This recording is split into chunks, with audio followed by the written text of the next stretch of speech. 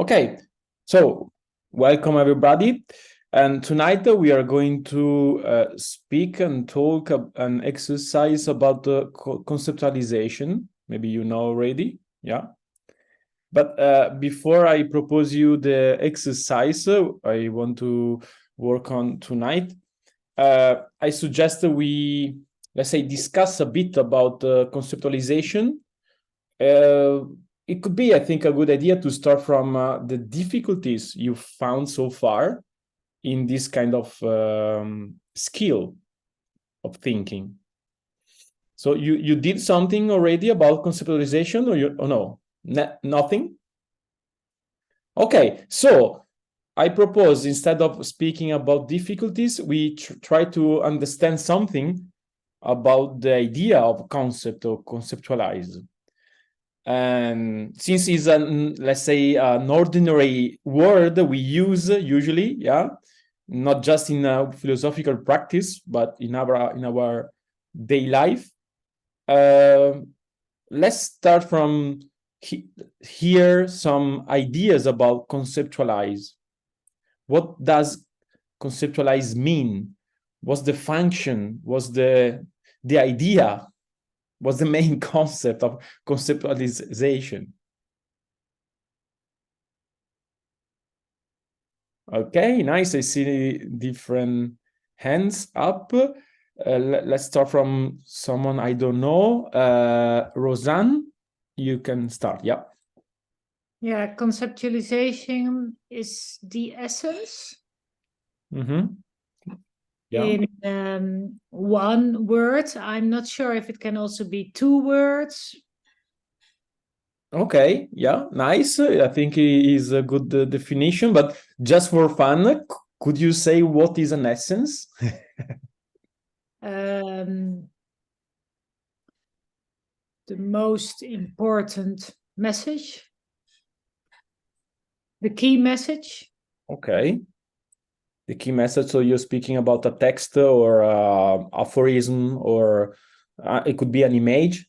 Yeah. By the way, tonight we are going to work on an image, Roseanne. Yeah. Okay. So the essence, let's say the core, the substance of something. Yeah. Okay. Good. Other ideas about concepts or conceptualization? I remember I saw many hands up.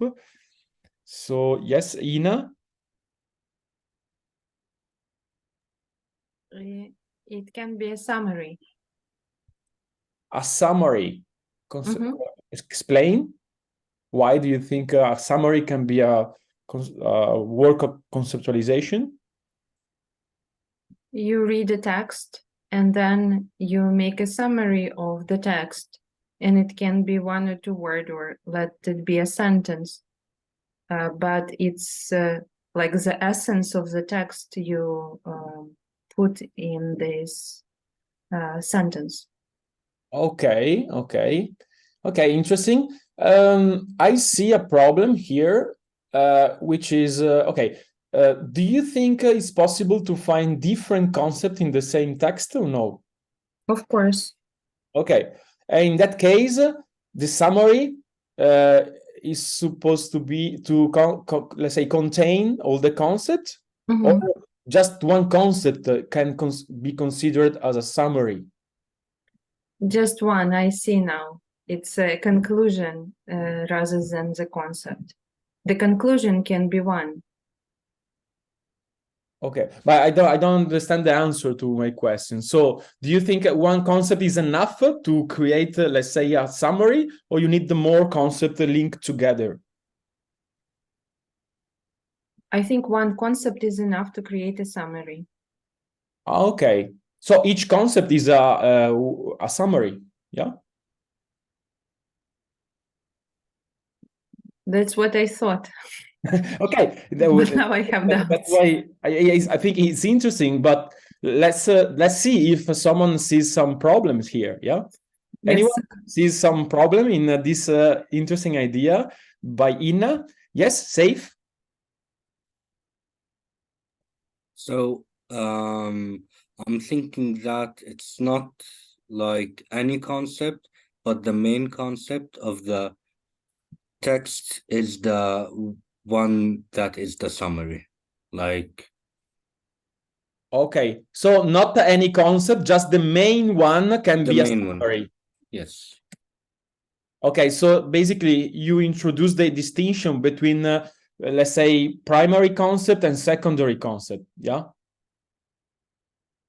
So the secondary concept, they cannot be summary of the story, of the text, right? So, safe? That's your idea, yeah? Okay, Hina, what do you think about this safe idea? I like it. I take it. Okay, so you are now reducing your idea about summary, not any concept, just some concept. Yeah? Yeah, I started having doubts because I thought that the text can have a lot of concepts, but summary usually has one concept. And the primary concept can be the summary of the text or of the story. Yeah, so you think that usually summary contains just one concept, yeah?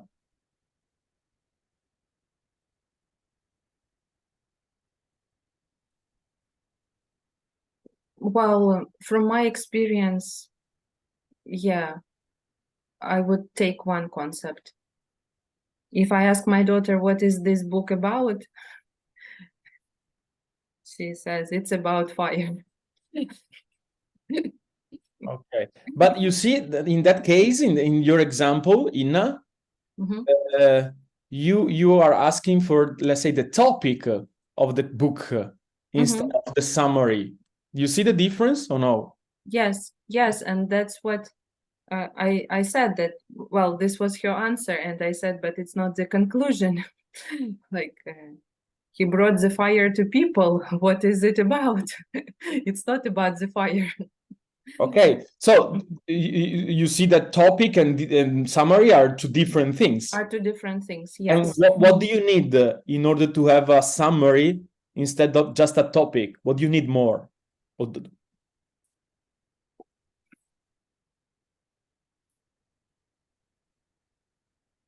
The idea,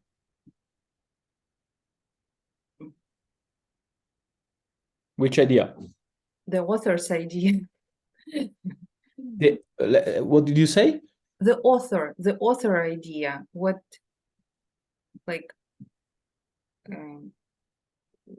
he was thinking about, or what he was meaning by writing such story. Okay, so you mean that in a way, summary implies a kind of interpretation. Yes. Okay, but do you think in order to get a concept, you need to make an interpretation, or rather not?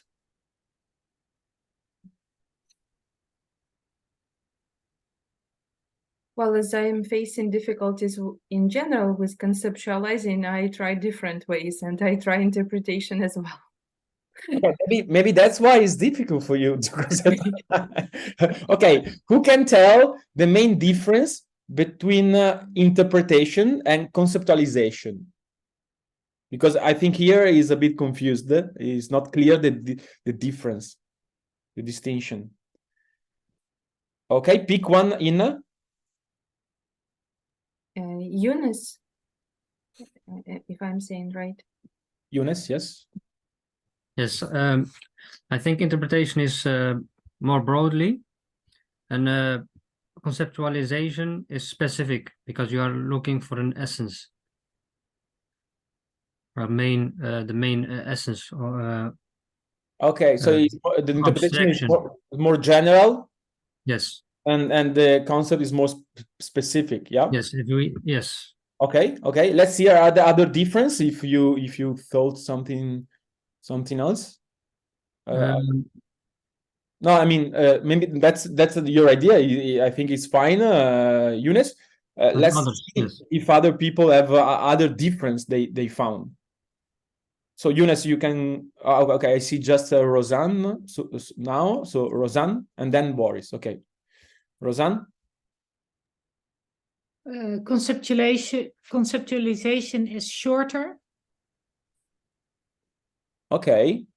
Interpretation implies is longer, right? Yeah. Why do you think is longer? What there is in the interpretation that there is not in conceptualization? Because interpretation is more general, so it can be a few sentences, and conceptualization is just a key idea, so it's shorter. Okay. So more general, more specific, more like longer and shorter. Okay, Boris, you have another difference? Yeah, I mean, all these ideas, interpretation, summary, message, conclusion, it's about a direction. And when we are doing conceptualization, and for a direction, you need multiple words because you need a point of view about an idea. But conceptualization, it's about what is the key topic that there is tension about. So it's not about giving a direction, a judgment. It's about giving what is the key topic where the tension is around. Is it around, the tension is around friendship, the tension is around violence, the tension is around loneliness. So it's not a judgment about it, it's about where is the tension. Okay, so now, Boris, you use many words, and I would like to ask you, in order to give an example of performative conceptualization straight away, try to conceptualize your answer in order to distinguish conceptualization from interpretation. In a few words, because you remember, Rosanna said that conceptualization is shorter. So try to be short. Yeah, conceptualization is about the subject or the topic, the subject maybe. Okay, while interpretation? Interpretation is about the message. Okay. So one is about the topic and one is about the message. That's what you said, right? You see a problem or no?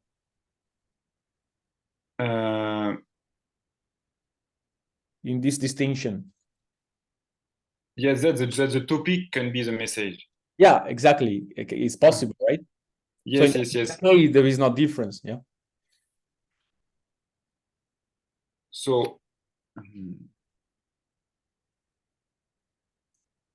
yeah, so I have a difficulty to say another way that's to conceptualize the idea that it's the key point of tension, but not about telling something about it.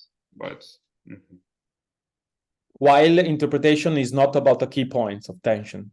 No, it's about giving a judgment about it. Like it's about maybe it's about saying friendship is good, and the one is saying friendship. Okay. So there is a judgment in the interpretation that there is not in conceptualization. Yes, it's what I wanted to say. Yeah. Okay. Let's stay a bit in this concept that Boris proposed, and let me add that another difference we can tell between interpretation and conceptualization is that in interpretation there is, let's say, a subjective dimension. We need to bring something from outside the text, from ourselves. So without subjectivity, there is no interpretation, yeah? And while the concept is there, you need to capture the concept that is inside the text. So in a way, there is not a subjectivity dimension in conceptualization that there is in interpretation. Yeah. Anyone has a problem with this idea? Or okay, Boris, pick one who raised his hand. I saw Saif and Rosanne. They both talked already. Okay, I will be gentleman, Madame Rosanne. Okay. Rosanne? Yeah. you say the concept is there, you need to capture it from the text. So that means that the word you choose as a concept is literally in the text. Okay. Question mark. Yeah. Can you, let's say, think an answer to your question by yourself? You can elaborate an hypothesis, for example? Mm-hmm. Yeah. The concept can also be a word that is not literally in the text, but it's more implicit in the text. Yeah. Yeah. Okay. So is good. You are good with your answer or no? Well, if that's true, what I say, Yeah. then you also need to make a little bit of interpretation when making a concept. Explain why. Because you are bringing in a new word. So there is a kind of translation. Okay. Yeah. Okay. I see. You mean, yeah, in a way we can say, Roseanne, that subjectivity is not, we cannot avoid or like eliminate totally the subjectivity because it's always there. But in the interpretation, the subjectivity as a, let's say, more important part than in conceptualization, because I agree with you. If we use a word that is not in the text, in a way we need to choose, and choosing in a way implies always a certain subjectivity, but in a way we try to get what is already there without bringing something from outside. Of course we are subjects, so we choose, but in a way it's like to fish, and you try to fish a fish which is already in the lake. When you interpret, you bring something from outside, you throw something in the lake. Yeah.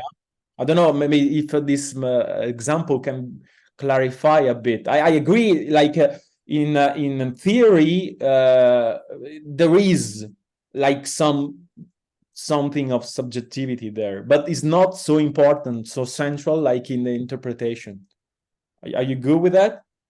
Well, I have one more question. So in interpretation, we talked about that it's probable.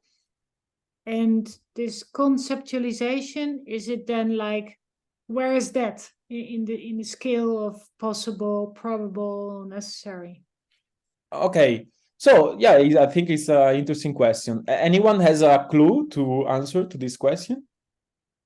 Okay, Roseanne, pick one. Boris? Yes, so for interpretation, we need, again, I go back to my idea of direction. We need to put a judgment. So when there is judgment, there is interpretation, and there is probable or not probable. But about the concept, it's he's in the text. I mean, it's about the topic, the center of the problem. So it's 100%, but maybe it's not good answer. Well, let's see if Rosanna is okay with your answer. Rosanna, it's okay with the answer, Boris, or is you need something? No, so it's a bit confused. No, it's clear, but I have a next question. So if it's 100%. Okay, let's wait. I think I will give the chance to ask you more, but did you notice your tendency to ask always one more question? Yeah, okay. Yeah, because you know that in the philosophical practice, we not we don't look just for the content, but we look for the, let's say, the attitude of the person, the way he thinks or she thinks. Yeah, and what do you think it tells your tendency to ask every time one more question? What do you think it can tell? That I'm never satisfied. Okay, for example. I'm very curious, or that I really want to get the content. Okay, that really, it means is something that you can link to the absolute, really want, or like something, some exaggeration. Yeah, it's difficult to stop for you. Yeah, yeah. And what do you think is the main cause of this unsatisfaction? The main cause of it? Yes, if you should think something about. Yeah.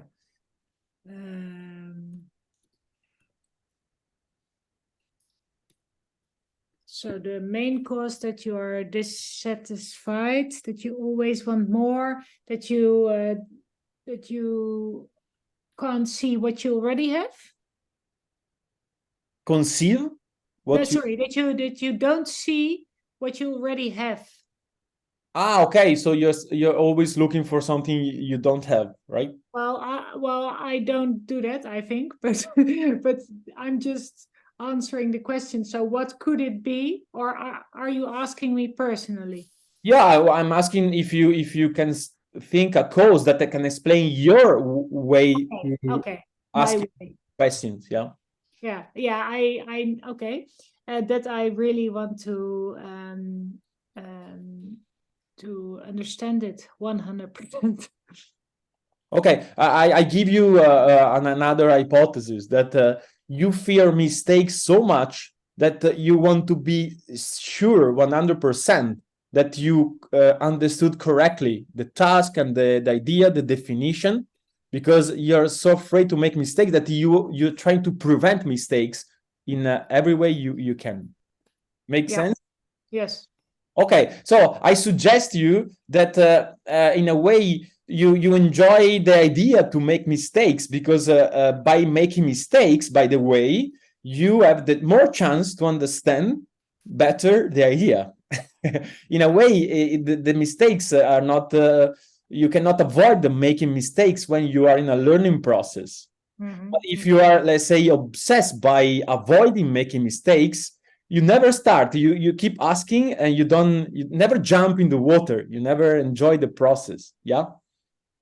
Okay. But anyway, I thought that even your last question was interesting. So I want to be nice with you, Rosanne. So I wanted to give you the opportunity to ask the last question you were asking before. I see you are happy. Yes. Yeah. So if a concept is necessary, so 100%, is it then possible that person A has another concept on a text than person B on the same text? But when you mean another concept, you mean that the first concept is not visible for the second person, or is visible as well, even if the second person find another one? Because you see the difference? Yeah, I see the difference. Yeah, okay. So I suggest you that it's possible to have a different concept in this about the same text. But maybe you see one, I see another one. The important thing is to be able to justify the link that from the concept to the text. And by the way, that's what the exercise I'm going to propose you tonight about the image. I will ask you to find 3 different concepts for the image. So it means that there is not just one. Yeah. And then I ask you to give a reason why you think that concept or those concepts can capture the essence of the image. Yeah. So it's possible to have different concepts, and so it means that it's possible that different people see different concepts. Yeah. Yeah. Are you okay with that? Yeah. No more questions? Okay, new experience. Okay, yeah. So I suggest I give you other, let's say 2-3 ideas about conceptualization, and then we start with the exercise. Yeah. So I propose you the idea that the concept is, let's say, an abstract mental representation, which is objective, which is stable, and we express through language. Yeah. So this mental representation is a kind of filter is a can I say, is a kind of angle from which we look at reality, we look at things. Yeah. So concept let us to create an order. So we order the different, let's say, information we have from outside in order to understand, in order to communicate. We need to conceptualize in order to communicate with others. I don't know if you notice already that often happens that many people try to say many things in order to be understood from others, but that's exactly the main problem they have, to be understood from others, because they have a hard time to conceptualize. And I want to propose you also this last idea about conceptualization. Like I told you before already, but I think it's very important. Conceptualize, it implies a choice. So in order to conceptualize, we need to be able to choose. And often I notice that people who have a hard time to conceptualize, often they have a hard time to choose. And by the way, I'm a teacher, and I noticed that at school that most of the problems that students have about studying is because they have hard time choosing. They underline every word of the book, which means that it's like to underline nothing, basically. So basically, in a way, they are trying to avoid to choose. They're trying to get anything from the book or from the explanation of the teacher. But just because they're trying to get anything, at the end, they have almost nothing. Yeah. So in a way, they have hard time to choose. They avoid it. And by avoiding choosing, they cannot conceptualize. And by not conceptualize, they cannot understand. Yeah. That's the dynamic I notice in my teaching experience. And by the way, when I prepare lessons for school, I noticed that when there are some days I have more time, let's say, it's more difficult for me to choose, and those days I have harder time to prepare the lesson. Yeah, it takes more time, or at the end I don't have so much in my mind. And by the way, the last thing. Once I, let's say, train myself to conceptualize, thanks to philosophical practice also, and I can prepare different lesson without using, let's say, and I can teach students without using books, because by conceptualize even 5 or 6 lessons in a row in a morning, I can keep those ideas in my mind. But if I'm trying to understand or to memorize everything, it's just impossible. Yeah. So in a way, conceptualize implies choosing and implies to create an order, a mental order. Yeah. And I think, I think that's enough. So I think it's better if now we try to confront ourselves with exercise. But before, maybe you have some questions about what I said, and I want to give you the chance to share your doubts or your thoughts about what we have been talking so far. If there is anything, we can start with the exercise. Yeah, Boris? It's just a quick comment relating to what, Rosanne asking a lot of questions. And she says that she wants to understand 100%. And I want to propose the idea that it's good that we don't understand 100%, because we need to make ideas ours. And it would be a problem if we understand 100%. It would mean just copy-pasting some idea from someone else. But no, we have our own brain. And what it means, a concept, has to be your idea. And after, you can, of course, check if it means something, and if you are not like completely out of what other people think, but it needs to be yours. That's why it's good that you don't understand 100%. Mm-hmm. Okay, so if I understood correctly your idea, Boris, you're saying that it's important and it's good to keep a subjectivity level in the relation with ideas, yeah, to make the idea yours is good, right? Okay, and why is good? Why is important? Because you are thinking, you are not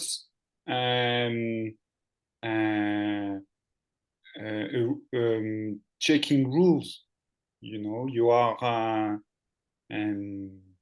Or maybe you want to say that you are elaborating information, yeah, by creating this link with the subjectivity. You're making yours the idea, so you understand them better, and in a way you possess them, yeah. Yes, the goal is not to be good at learning how Oscar put some key ideas on the, or what Andrea or Boris is. The idea is how Rosanne can find it useful in her big soup of how is her mind, on how conceptualization can be something important relating to her thinking. Yeah. Okay. What do you think, Rosanne, about this idea? I think it's very interesting. I totally agree. Totally, okay. 100%, you mean, yeah? 100%, fully. So, oh wait, you are just contradicting Boris, because now you don't just understand 100%, you agree 100%. Yeah. Well,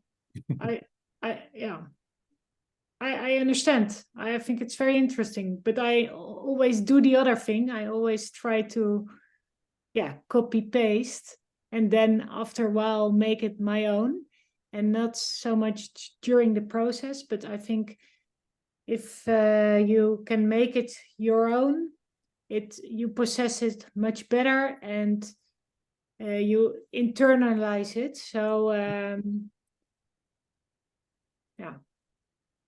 Okay, yeah, I think it's a nice idea. But just for fun, I want to propose you a problematization about this idea.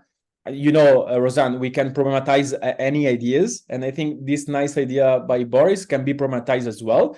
And by the way, Plato is, if you studied Plato, you know that Plato is proposing a problematization about this idea, because he's saying that ideas are you cannot possess an idea is impersonal, yeah. So I in a way I agree with Boris, but at the same time I think it's important to learn how to detach from ideas, because I don't know if you notice that often when you criticize an idea that a person proposed, usually the person took it as a personally, yeah. So in a way, because this person is identifying himself with the idea.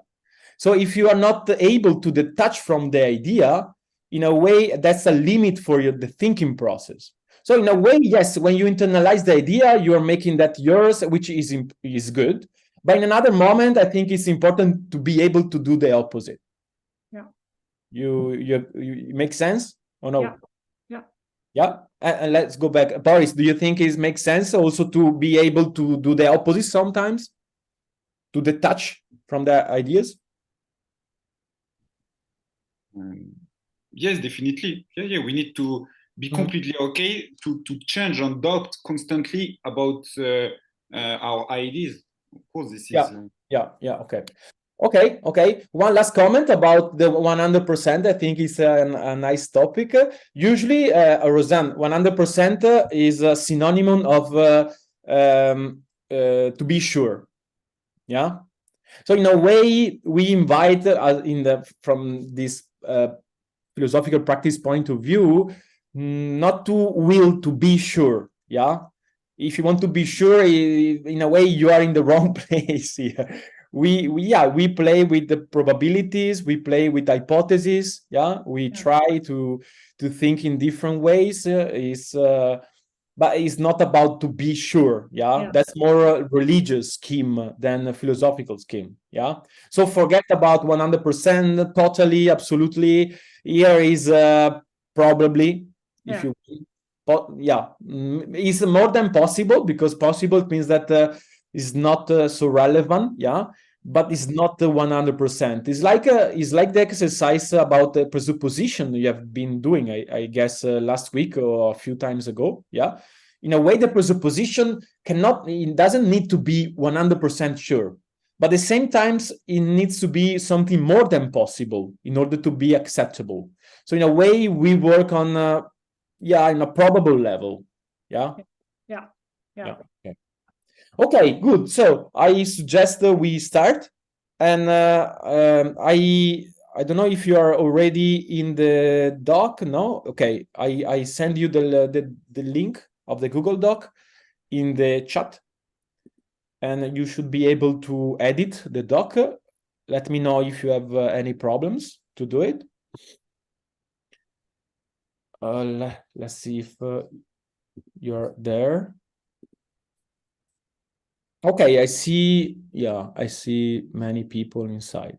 Okay, so let me give you the task, but even if I wrote it down already, and then I give you a few minutes to do it. So as you see, there is an image in the doc. Maybe at the end, if you want, I can share the name of the authors of this work.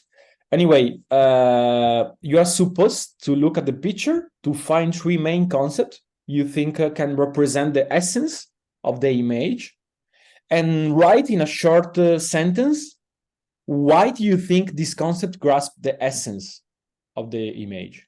So like I told Roseanne before, so you find a concept and then you explain why you think the concept is relevant for the image. And you are supposed to find at least three concepts. That's the task. Let me know if something is not clear or if you have some questions about it. No? Everything is clear? Okay, so I give you a few moments, like let's say 3-4 minutes to look at the image and to find some concept. And I suggest you give yourself a time to look, to contemplate the image. Don't rush to find the concept. Yeah. Spend at least 30 seconds, just look at it, and then you can write something. Okay, you can start.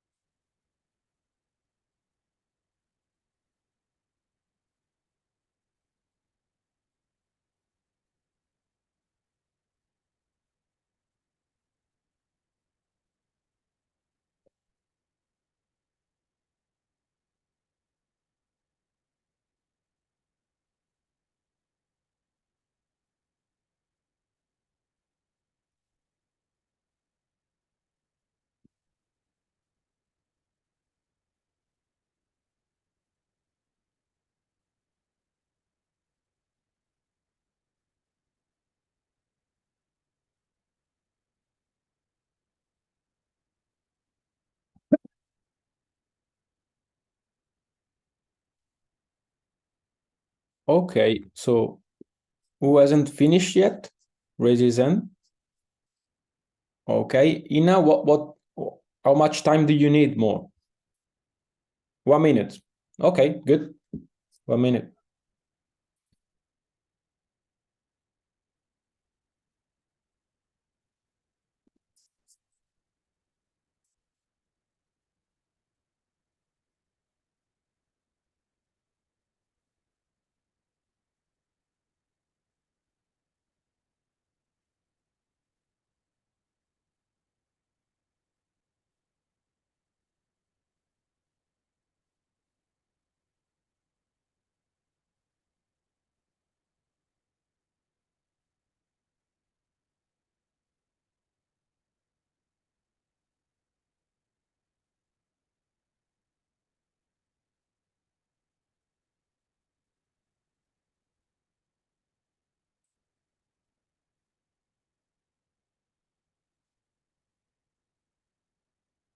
Okay.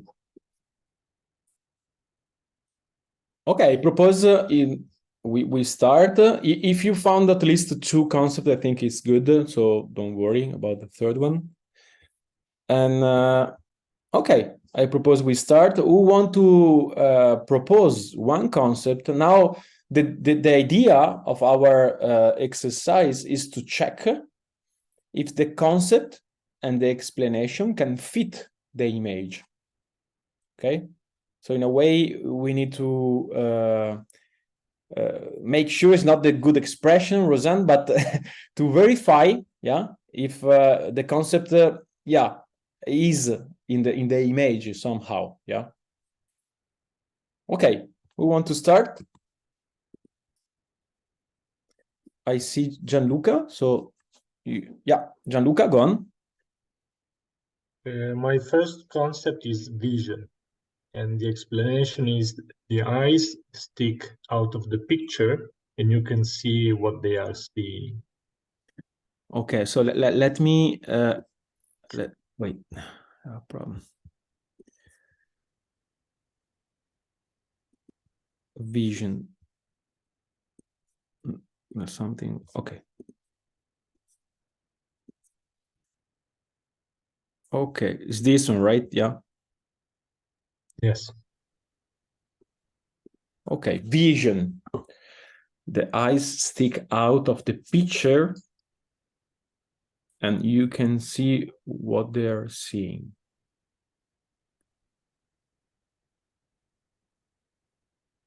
Okay, let's see if somebody now sees a problem or has a problem with this concept or with the explanation that Gianluca provides. If you have a problem or if you see a problem, okay, I see just Eunice so far. Eunice,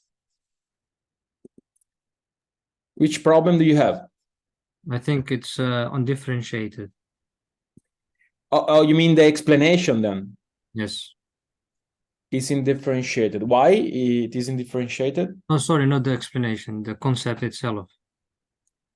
Oh, the concept is indifferentiated. Yeah, the vision. Okay. Can you explain, because you're level 1, right? I think nobody is familiar with this subjective indifferentiated. So can you explain what you mean by indifferentiated? I mean that you can give a lot of explanations, different explanations. So there is not one with this concept. So it's not specific. Okay. So you can have different explanation in order to show that the concept is in the picture, right? Yes, it's too general, and you can give a lot of different explanations to it.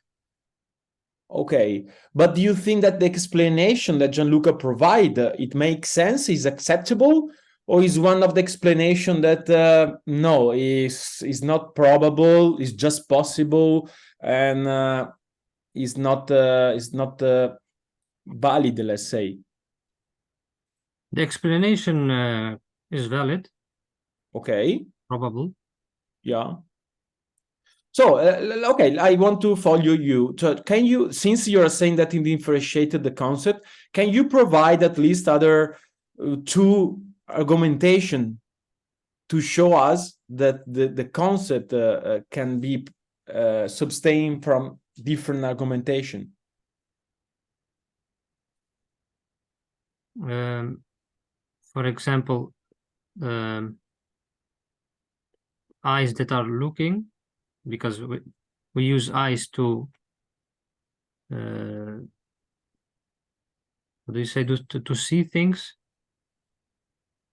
You can use a blindness.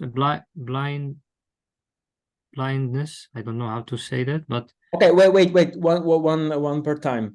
So the eyes are looking something, and you think that is a different explanation, right? yes. But can you include that explanation in the John Lucas one or no? With the concept, yes. No, the explanation when he says the eyes stick out of the picture and you can see what they are seeing.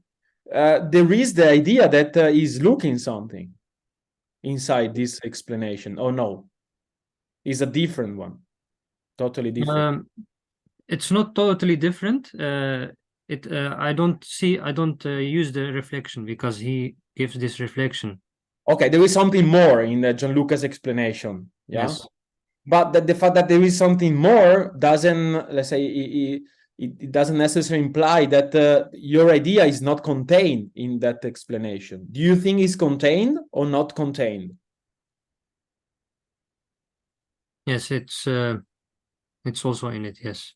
Okay, so try to formulate a different one which is not contained in the John Lucas argumentation.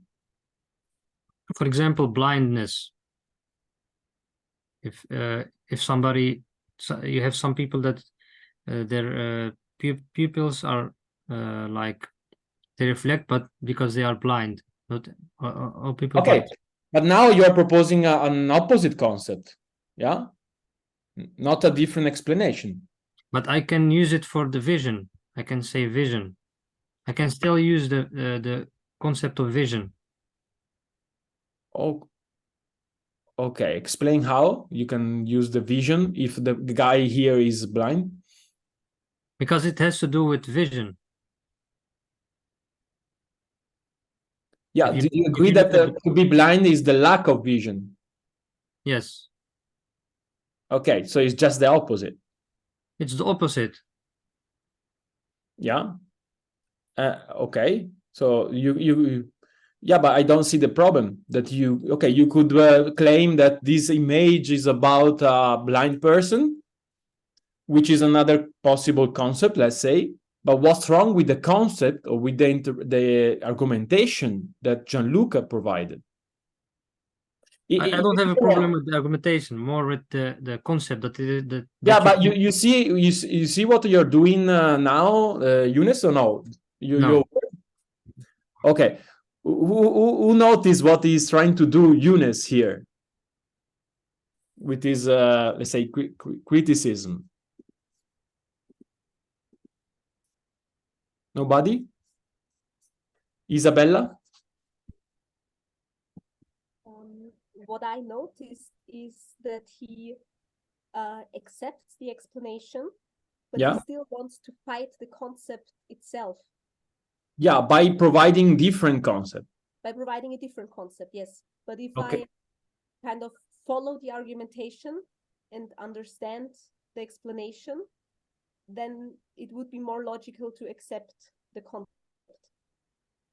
Okay. And do you think it's acceptable what Eunice is doing, or there is a problem? I see a problem. Which is? That he's contradicting. Contradicting how?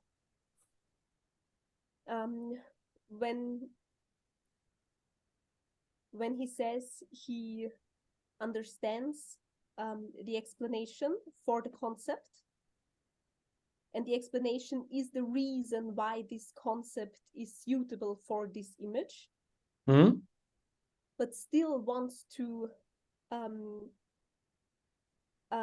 address the concept as not fitting, then I see a contradiction. Ah, okay, okay. So your point is that if you accept the argumentation, you cannot say that the concept doesn't fit the image in this case, yeah? Yes. Okay, interesting. Younes, are you contradicting yourself like Isabella is claiming, or no? You're coherent, consistent.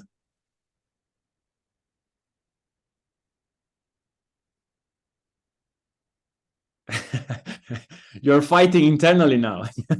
Yes. Tell me, what's wrong, Younes? Tell me.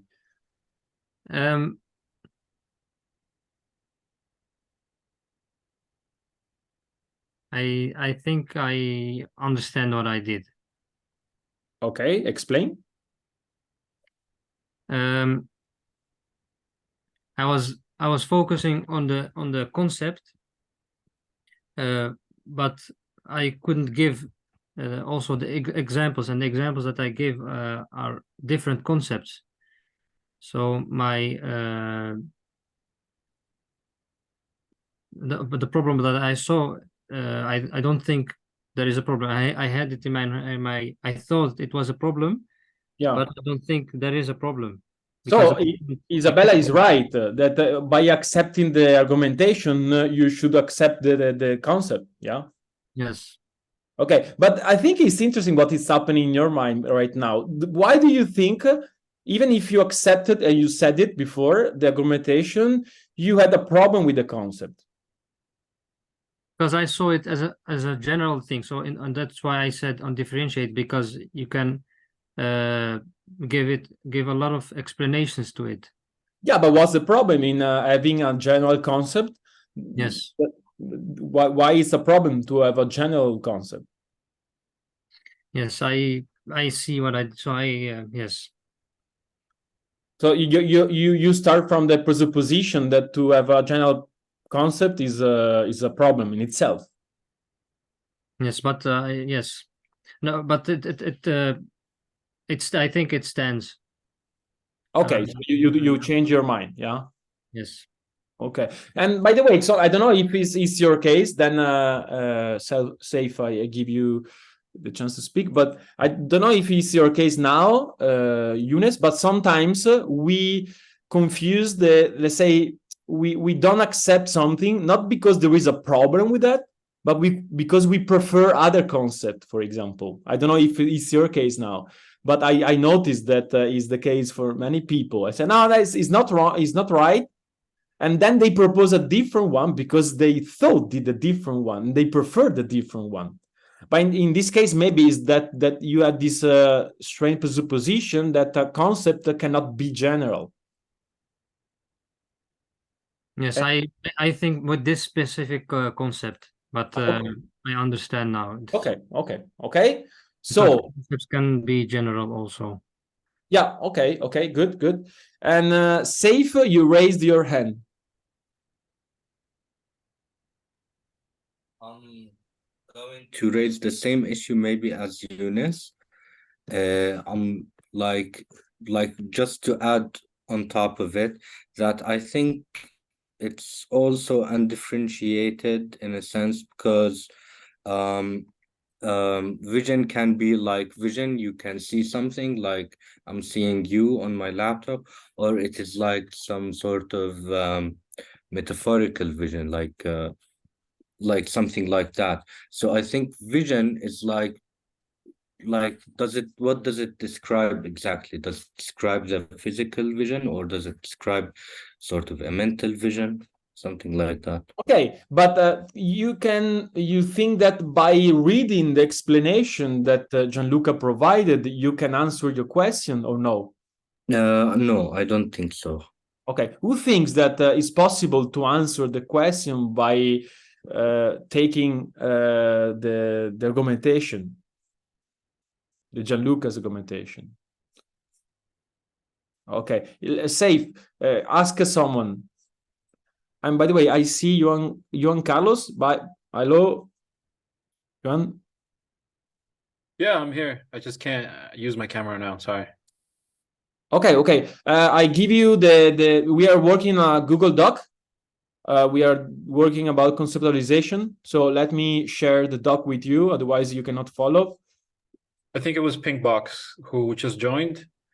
I already joined and did my exercise. I was here before. Oh, sorry, I didn't. Okay, who joined? Who joined then? Okay. Pinbox. What's your name? Sorry. You have to switch on your mic, otherwise I don't hear you. Yeah, sorry, my name is Iri. I have different account now. So I can find the doc. Now you should be able to find the chat. Yeah. Yeah, I have it. So basically, we are working on a conceptualization by Gianluca. Okay. The first one is vision. So the idea, the task was to conceptualize which with three different concepts the picture. Yeah. Okay. And now we are trying to find some problems in Gianluca's conceptualization. Yeah. Right. So if you see any problems, you can raise your hand and share with us. Yeah. Good. Who was speaking? I forgot.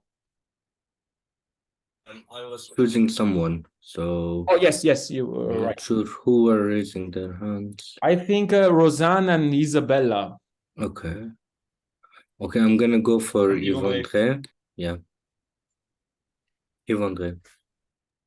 Hi, Ivan. Yeah, but I'm sorry, I completely got distracted. What was the question? Wait, you raise your hand and without knowing the question. Because I know I raised my hand originally. It's just with all that happened, I got a bit distracted. Okay. Happened to me as well. Yeah. So who want to let's say make Andre remember the reason why he raised his hand? Isabella. Yes. Saif was addressing the issue that vision has many different meanings. Yes, you're in a Yeah. So, Ivandre, the question was by using the Gianluca's argumentation, do you think it's possible to answer the safe question? Yes. Gianluca clearly talks about sight. Yes. And then talks about what the eyes are seeing. So he's really talking about what eyesight, visual, what the definition of vision is, and not the imaginary vision. I have a vision of seeing myself have kids and grow older. He was talking about physical vision. Okay, so you think there is enough element in order to conclude that the level is not metaphorical, but is a concrete level, let's say, is speaking. Yeah. Good. Thanks, Saif. Did you hear Ivandre? Do you agree with him? I heard him. I'm just not sure because the argument I'm reading is that the eyes stick out of the picture and you can see what they are seeing. Yes. So exactly. yeah. And Ivandre said that Gianluca is clearly speaking about sight, the act of vision, like in a concrete way. You are seeing something. The guy is seeing something. And you are seeing what is seeing. So it's not a metaphorical, it's not let's say, illumination, a vision of something transcendent, but it's a vision of something concrete.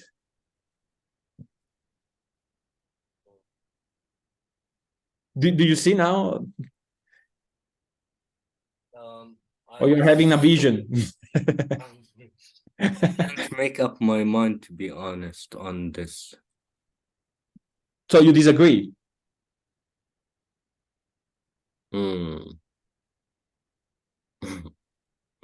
I disagree. Yeah. Okay. Well, it's not prohibited to disagree here. You know? Maybe at work it is, but here it's funny to disagree. But the rule is that if you disagree, you should be able to explain why you disagree and to show us why do you think it's not the case. Yeah. Okay, so I think Well, the eyes stick out of the picture, so the eyes represent the vision or any sort of vision, and you can see what they are seeing. I'm not sure I can see what they are seeing, to be honest. It's just like very bright light. So it's like Okay, can maybe you make an hypothesis and then we check with Gianluca, maybe? okay. What So do should I you think he's seeing? Yeah. okay, so should I make a hypothesis about what the light in the eyes might mean? Yeah, the object is staring at. Yeah, so I'm thinking so an argument for like a hypothesis is that what he's looking at um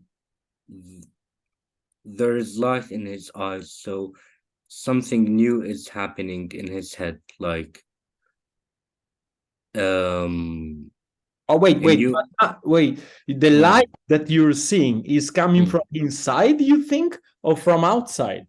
from outside was, but it represents something that is happening inside him. And how can you conclude that there is a relation between what happened outside and what's happening inside him?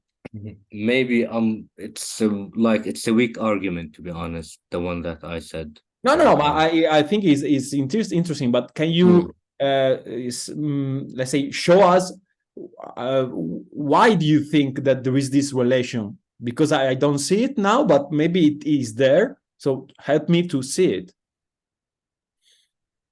Or it's just I don't know, an idea that comes from, let's say, from you and is not related to the.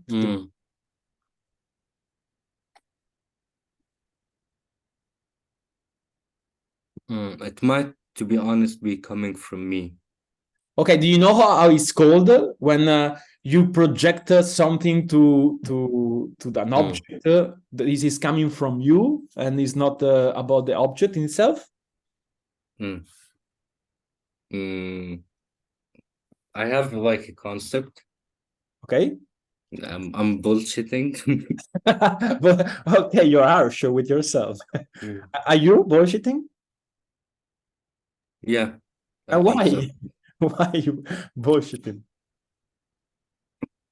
Because I wanted to support the argument, but I let sort of my own subjectivity cloud basically the process.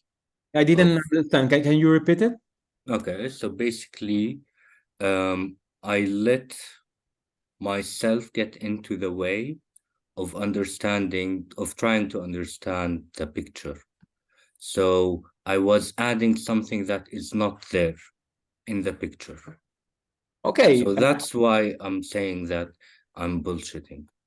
Yeah, but when you were doing it, you were conscious of doing it or not, or you just realized it?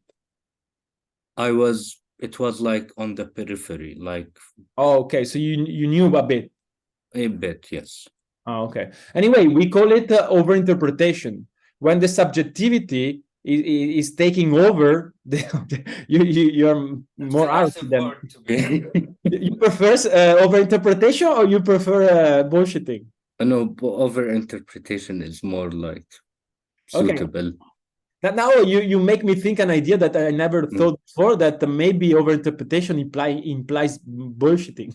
But I don't know.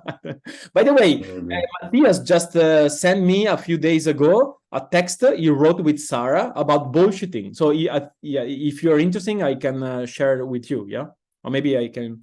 Yeah, okay. And so you overinterpret by saying that what you said before. Yeah. Yes. Yeah. Okay, so you accept the idea, the Eve Andre ideas, that is clear that the sight there is not metaphorical, is not about an illumination, but is about something real and concrete in front of him. Yes, I agree. Okay, so we can accept the Gianluca's concept. Okay, good. And Younes, what do you want to do? You want to raise another problem? You want to ask something? What do you want to do? I want to try something with the same the same concept. That if that is maybe possible, that it's then undifferentiated. Because I was a little bit blocked in my head, and I was thinking about it. So you want to propose again the problem you saw before, but now It's you're the same. ready to sustain it. Yeah. Yes, the same problem. Yes. Okay, let's hear. The eyes, vision. The eyes. I think vision. You can replace it with blindness. Yeah. Why? Because the eyes stick out of the picture, and you can see what they are seeing. That doesn't mean he is sighted, because some blinded people, you can look at their eyes and they can reflect light, but that doesn't mean they see. Okay, but you see that Oh, now yeah. you before you were speaking about the concept in differentiated. Now you're speaking about the argument is in differentiated. You can use the same argument to sustain that the guy is blind. Yes. You see, before Yes. you were focused on the concept. Now the problem is the relation between the argumentation and the concept. Yes, I was a little bit confused with. Yeah. Man, okay. That's it's okay. So basically, the argumentation is indifferentiated. You can say that with the same argument, you could conclude that the guy is blind or that the guy is seeing something. Yes, sighted. Yes. Okay, I think that's more clear than before. Okay, nice. Let's go back with Gianluca and let's hear what he thinks. Gianluca, did you hear and did you understand the Younes criticism? Yes. Okay, do you accept it or you refuse it? I'm not sure, to be honest. But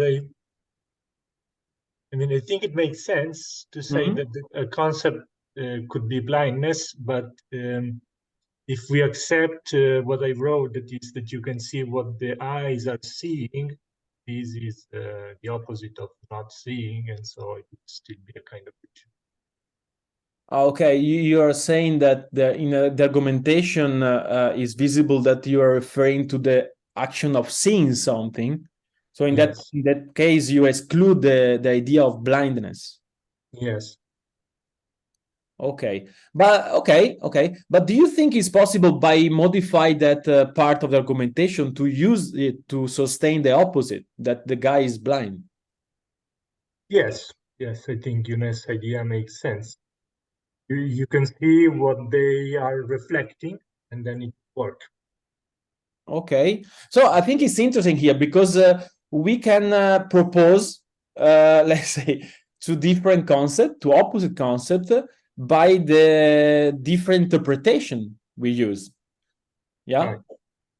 So in a way, blind, it could be acceptable if you interpret the picture in a certain way. Yeah, but still, Younes, even if it's acceptable the opposite concept, do you agree that is acceptable the Gianluca's one? With argumentation that is proposing that he's seeing something. Yes. Okay, so still you wanted to replace with a different one, which is acceptable as well. If you make this small change of seeing, if you keep out the seeing. Yeah, but the seeing is already in the argumentation. Yes, that's why I accept it. Okay. So you let's say you propose an interesting idea that about the opposite concept, but now you reconcile with the Gianluca's one. Yes. Okay, good. I tried my best. What? I said I have tried my best for the second part. Okay. You wanted to find a problem anyway, yes? I was a little bit blocked, but okay. Yeah, but you see, in a way, now we spoke about, I don't know, half an hour about this concept. At the end, we accept it. but I think it's not the result that is important, is that the thinking process we have been doing in order to consider all the objections, even if at the end we reject the objections. The important thing is to, yeah, to exercise our mind, let's say. Yeah. Okay, I think I saw Boris raising his hand. Yeah, Boris, yeah. Yes, it's to come back to my idea that conceptualization, it's about a tension and not about a direction. And so even if we assume that someone that he's blind, so even if we had a clear argument saying that this guy was blind, vision can still be a concept, acceptable concept, because there is a tension, because if the center of the tension of the image is around being blind, vision is clearly a concept, because it's the tension of seeing, not seeing, and so vision would be an acceptable concept. Okay. It's a bit obscure, the idea of tension. I think it's interesting. Well, you use tension. I don't know if I am the only one to have a little understanding problem with that idea, or if other people have the same. Andrea, you have the same problem with tension? Or you want to add something else? I think Boris is saying attention, like focus, the attention, not tension. Boris, you said attention or tension? No, tension. Tension. Yeah. He said tension. You have the same problem that I had now, Andrea, or no? Yes. Okay, thanks. I feel less alone, yeah. For me, tension implies a sort of when there's tension, there's friction, there's resistance. Yeah. So you see a problem here, right? Yeah. For me, a concept should be accepting. For me, concept is to bring things to under an umbrella, to bring things together, to name and to be able to categorize things. So for me, tension doesn't seem like it fits. Yeah, I have exactly problem you are having right now. But let's give the chance Boris to explain why he picked this word, because I usually it's not by chance that a person pick that word in order to say something, that concept. Why you're speaking about tension here, Boris? Yes, I think it's interesting, because to explain the idea of tension, I would use your word, that is attention. And I mean, the tension is that it brings all our attention. So it takes all our attention. And that's why it makes us feel some tension inside us. Yes. Maybe I'm more confusing, but okay. I can say that all our attention, yes, is captured. And but the idea of tension is the idea that it's the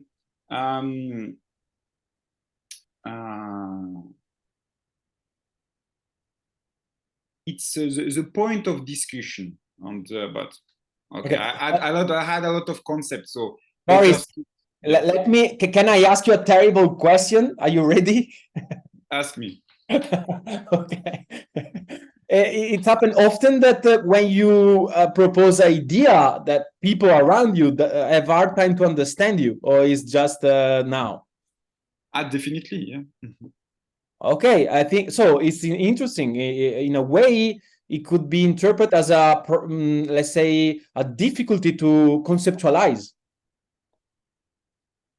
Which is your main difficulty to conceptualize, you think?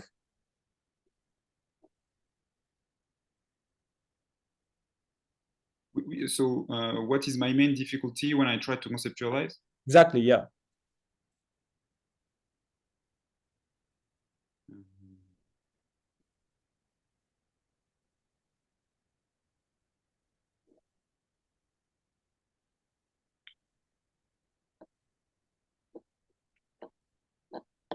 Isabella? Wait. Now, Isabella, I give you the chance to speak, but I think your long silence is an answer. Do you know what can tell about the difficulty you have to conceptualize, Boris? That the fact that you didn't speak for a while, you were not speaking. Yes, it's make like confused or like long thinking. Yeah, maybe you think too much, or you have hard time to choose. You want to put too many different elements together in this same concept instead to divide the elements and to pick one, to choose just one. Can make sense as a hypothesis to explain why you could have a hard time to conceptualize and therefore to be understood from others. Because like we said at the beginning, in order to communicate and to be clear and to be understood, we need to conceptualize. It makes sense. Yes, it makes but sense. do you see that tendency that you, let's say, want to put too many stuff together in your life, or is not speaking to you? Do you say yes, it speaks to me. Okay, so maybe in a way, when you put too many stuff together, you create confusion. Confusion, the etymology is to put things together without before analyze them. Yeah, and analyze, it means dividing, and dividing implies choosing. So maybe since you want too much, you don't choose enough, and you put too many stuff together, and so your concept is a bit confused because they try to keep too many different elements together. Make sense? Makes sense. Okay, but let's hear Isabel's explanation. Maybe it's better. I would have proposed the concept that he has a difficulty to simplify. Okay, he complicated thing, yeah? Yes. It's complicating.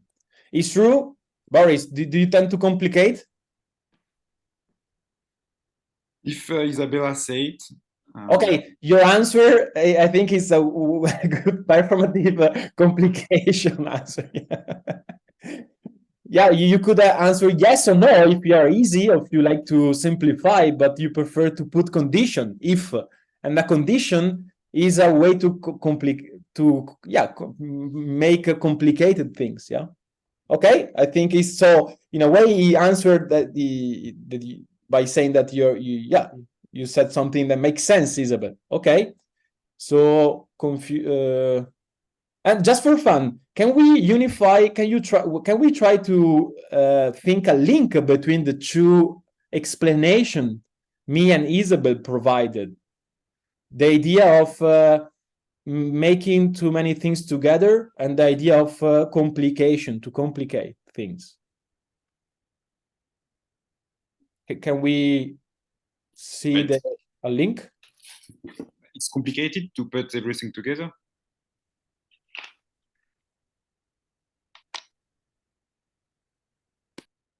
Yeah.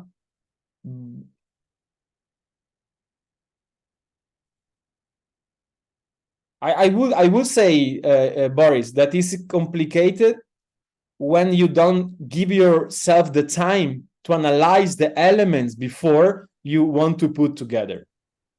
And analyze, like we said, is choosing. So in a way, there is the time here that can link the two things. So if you put this thing together in a rush, usually you create confusion and you complicate things. But if you put stuff together and you take your time, you analyze, you choose, you create order instead. So in a way, the rush could be a way to link the two concepts, the two explanation. Make sense, Boris? Yes. Are you a rushing guy? Definitely.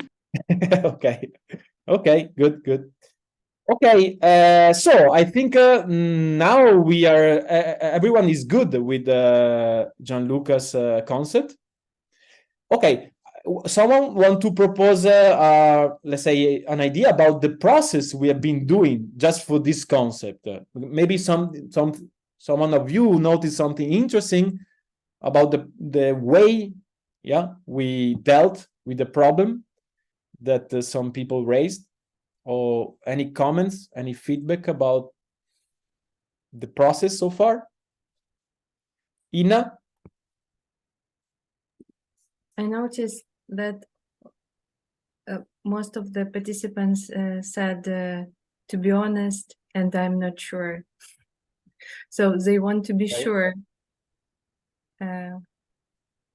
It was Okay. Jean-Lucas' last comment. Say if you did that. Eunice also. So I think that they want to be sure. They want this 100% of that this concept is the right one. They are looking for the absolute.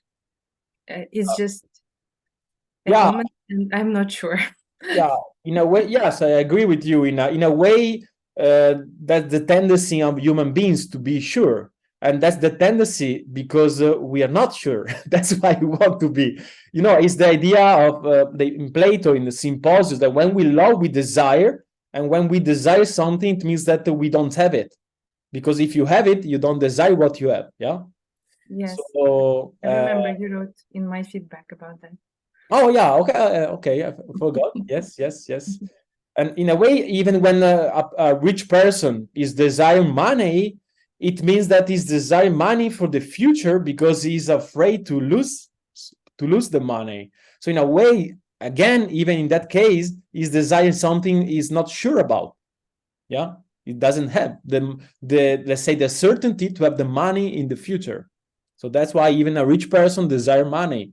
That's the explanation of Socrates in the Symposium, at least. Yeah. But so yes, in a way, that's the difficulty part of our job, Ina, is to enter this probabilistic level and dimension of the thinking, even if we have this tendency to want to be sure, to have a certainty, and so on. Yeah. Do you see do you have the tendency as well? Do you see this tendency to be sure, or wanting to be sure? I usually try to play safe. Okay, so you are in the same team. Yes, yes. Eunice and Gianluca. Okay, I think Yes. same team of humans being in a way, yeah. But you have some let's say tips or advice to share in order to accept their certainty of the thinking.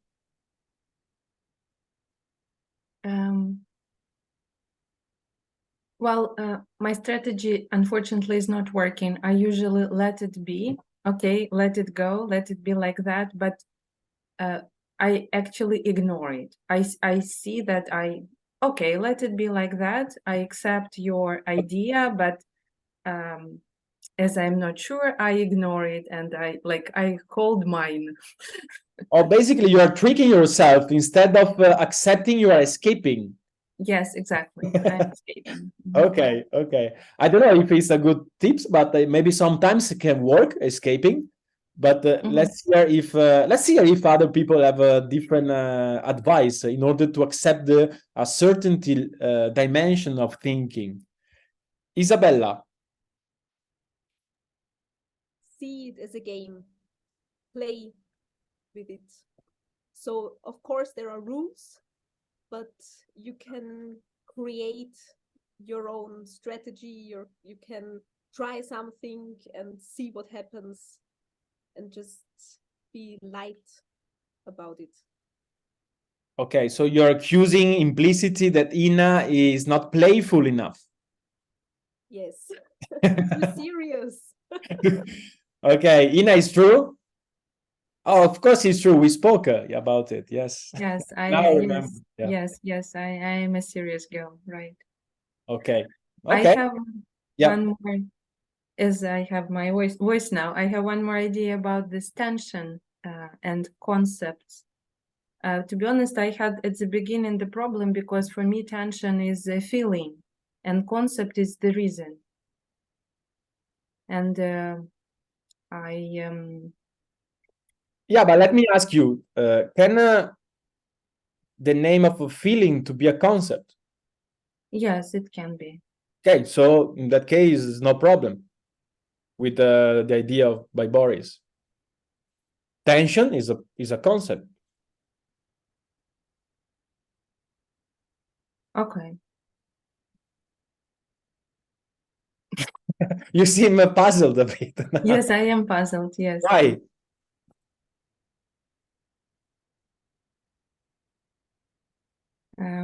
What's going on in your mind? If I knew why, maybe I wouldn't be puzzled.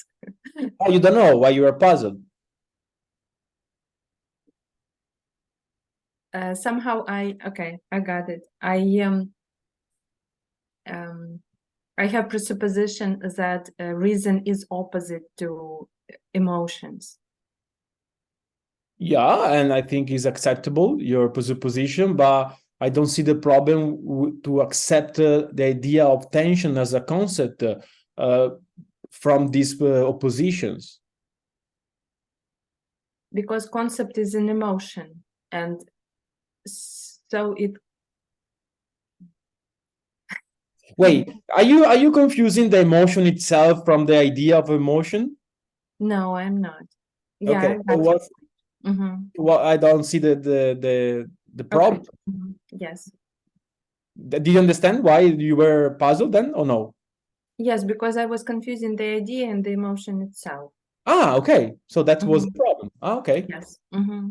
Okay. Yeah. Don't forget what we are using words, even to name. And in a way, that's an important part of a philosophical practice. When you see that there is tension in the person or some emotions going on, you try to make the person be aware about those emotions by naming the emotion, by thinking why, the cause of the emotion. So in a way, you are inviting the person to conceptualize the emotion. And when you conceptualize the emotion, you are not in the emotion anymore, but you are more in the reason. So you are. I mean, I agree with you. I think you're right. Conceptualization is more in the reason, yeah. But you can conceptualize an emotion as well. Yeah. Okay, you're good now, Ina? Yes. Good. Other comments or questions or Boris? And then I see Juan Carlos. Yeah. I think John Carlos can talk because he didn't talk. Okay, yeah. I was about to give him, but you raised your hand first. So, Juan Carlos, it's your turn. Boris allows you to speak. Very nice. Thank you, Boris. I have an observation, and it's going to turn into a question. Juan Carlos, just can you turn on your camera so we can see you, or you have a problem right now? Right now, I have a problem. Yeah. Okay, if you have a problem, don't worry. So go on with the question. Yeah, I have a comment. Okay. And a question. The comment is that I don't know if, well, it's a doubt, not a comment, but I don't know if Saif and Yunus were thinking about the other exercises that we did before, right? Yeah. Because they use the word, for example, undifferentiated is something that we used before, and they tried to use it in this class. And I don't know if that created some sort of a confusion, because when we conceptualize, I don't think it's that demanding as before when we did presuppositions, for example. So my question would be to them, do you think that that's a possibility, maybe? So can you explicit the possibility again? Yes, that maybe they're using the topics from last classes, from last sessions into this class. And maybe they're using terminology and the way we did exercises from before into this class. Okay, your idea is that maybe Yunus is possible that is confusing the work on presupposition with the work on concept we are doing right now. Correct. Okay, let's go to Yunus then to see if it's possible. Yunus, what would you answer to Juan Carlos? I don't think so. Because why? Because concepts can also be undifferentiated, and I have read it a little bit about it. So it's not it has nothing to do with propositions. So that's my answer. Okay, so your answer is that it's not a problem I mean that what works for presupposition in this case works for concept as well. Yeah. Yes, and also for interpretation. Okay. So no problem in this case. Yeah. Let's hear if Juan Carlos agrees with you. Juan Carlos, did you understand Younes' answer? Yes, What do you think? I think he's right. I mean, you could have a concept and be undifferentiated. Okay, but Okay. why did you come up with that possibility, let's say? Because when Gianluca wrote Vision, it seemed pretty obvious that it is a concept, and the exercise was just to put a concept, not to criticize it, or at least at the beginning. You know what I mean? Yeah. Okay, but yeah, it's important not to be too rigid, Joran Carlos. In a way, all the competencies overlap a bit each other. Yeah, of course, you can distinguish them. They are different, but at the same time, in order to interpret, it's important to be able to conceptualize. Yeah, and in order to sustain a concept, you need to be able to interpret a bit. Yeah, so there you can distinguish them, but at the same time, they in a way they need each other. Yeah, so you can use I mean you can use different different skills together in order to interpret, for example, in order to make an argumentation. Yeah, it's important not to be too rigid. There are let's say two problems. People who divide too much. Yeah, they say no, it's not that, it's not that, it's not that. Or people who put too much together, like maybe Boris we saw before. Yeah, so you seem to be in the first category. You tend to divide too much. Yeah, or a bit, no, as a tendency, as a way of thinking tendency. Make sense, Juan Carlos, or no? You don't recognize yourself in this being, let's say, picky to divide. Yes, I agree. Okay, and why do you do that? You never ask it yourself? To put order, to do things in separate ways. If I need to do this, and I will do that which is required in that. And then if I need to do another thing, I will do what is required in that. Okay. Yeah, you see what, you know what in order to put order is very important to be able to divide, but also to put the puzzle together in a way. Yeah, because if you keep all the little pieces of the puzzle divided, you don't create order. At one point you need to be able to put them together. Yeah, and by the way, the concept is a way to unify, like I think Yves André said before, to unify the multiplicity. Yeah, and unify, it means that you capture the elements in different things, and you say, oh, that's the core element, that's what they have in common. Yeah. Yes. Okay, so in a way you should learn from Boris, and Boris should learn from you. Yeah. you should exchange your abilities of thinking. Yeah. Okay, you want to add something, Juan Carlos? No, we should hang out, Boris. That's it. Okay, you have a friend, Boris, now. Yeah, okay. Thank you, Juan Carlos. And I propose, since we started 10 minutes later, we go on. Of course, if you need to go, you can go. But I propose we go on until 9:10, past 10. And so I propose we consider another concept. But I see Ina raising her hand. Yeah. I have a comment to Juan Carlos. Okay, go on. As I remember, you're an English teacher, right, Juan? Yes. So I think that because I am as well, and I see this tendency of dividing and explaining everything rule by rule, like step by step. And my practice is I often ask students, so what is the main idea of this tense, or what is the main idea of this like category in the language? And this helps me to conceptualize, and my students as well. I don't know if you do that or not.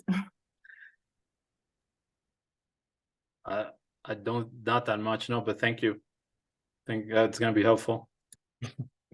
Okay, thanks Ina for the advice to you, Carlos. And now I would like to, let's say, hear people who didn't speak yet. So among Jiri, Sherry, and who else did, and Jeff, one of you can we can work on one concept you saw in the picture so far. Jeff, you're proposing, yeah, yourself. The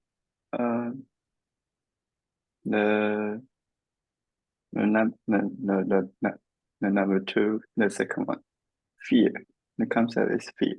Okay, one sec. Let me go in the doc.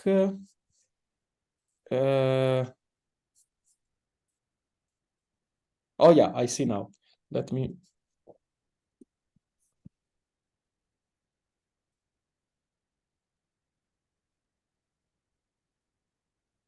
Okay, fear in black and white photograph with the emotionless expression. Can you explain a bit what the argumentation, Jeff?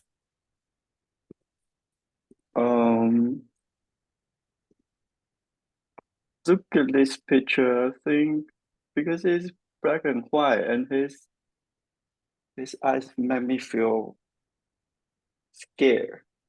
And also I see in his eyes, I think it's some like fear or sacrifice, something like that. Okay, but in your explanation, if I understood that correctly, you are saying that in all the photographs that are in black and white, there is this emotionless expression. There is no emotion, yeah, in the expression. Yes, I see the problem. Oh, you see a problem. Which problem do you see? Because emotionless and black and white not implies fear. I didn't.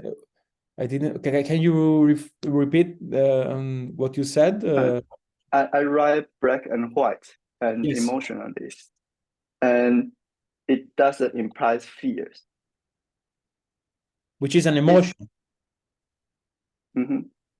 Okay, so how would you name this problem? I would,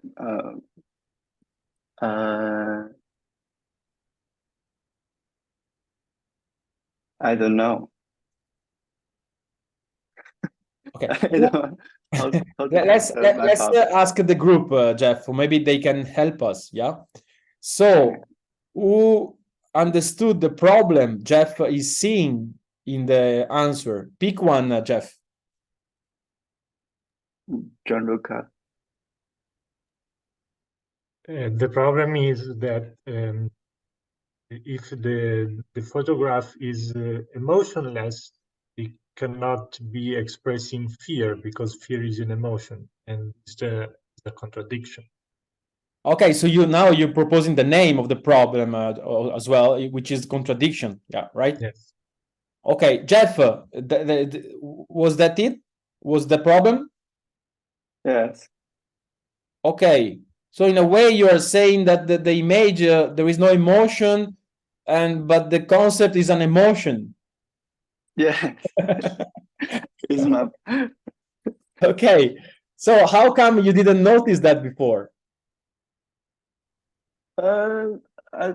Maybe I just thinking how to describe how I feel in this. I feel in those concept, but I can't express the concept very well. But let me ask you: is possible to be afraid of when you find a person which doesn't express any emotion. So in a way, you fear to have no emotion. Oh, yeah, it may be probable feel afraid if someone's face is emotionless. When you see a like a poker face, you don't understand. Can you feel fearful a bit about that person or no? I can't feel him, but I can feel I feel afraid. But I know I can't feel him. So in a way, the fear you feel or you see in the picture could be because you don't see any emotion in the picture, and you're afraid to be emotionless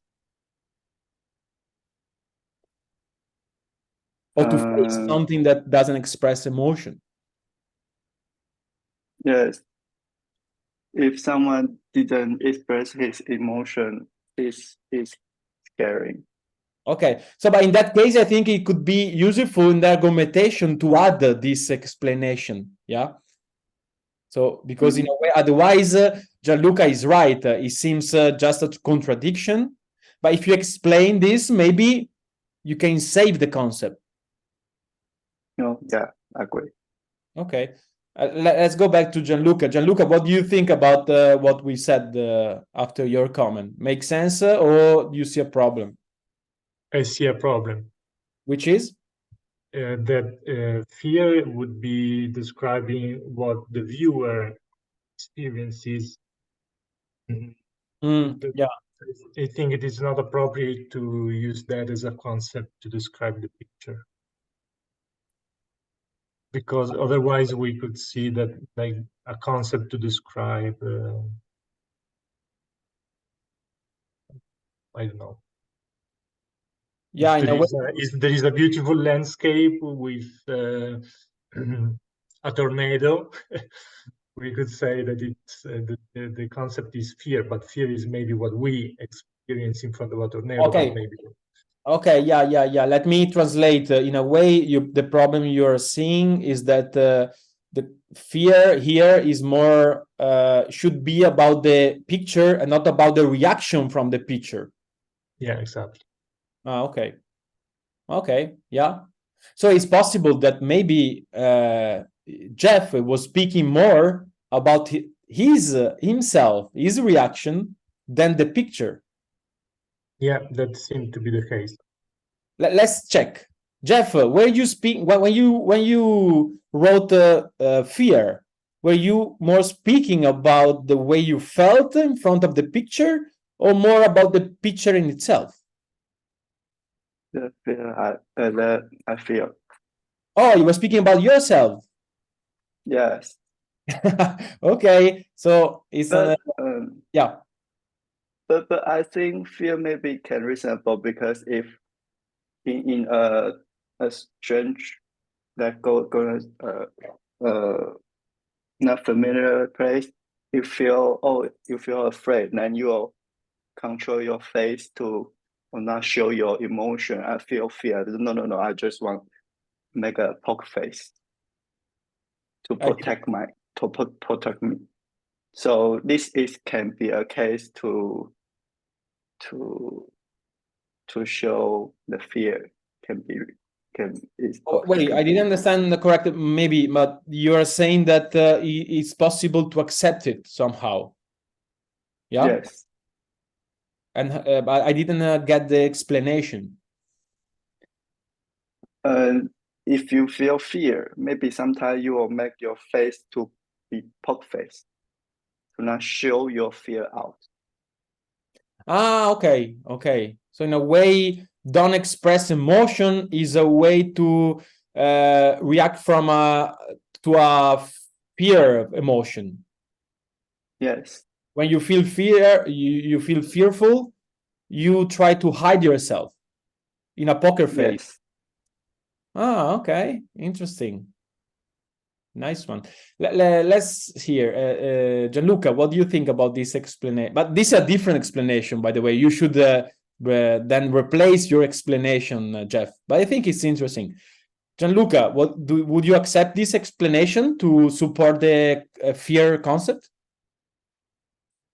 No, I think it goes too far. So it's overinterpretation. Yes. But it's true that when it's possible to hide yourself in a poker face and not express emotion in order to protect yourself because you feel fearful, you have fear. Yes, it's possible. And it's also probable, it's just possible. I think it's possible. So it's not probable.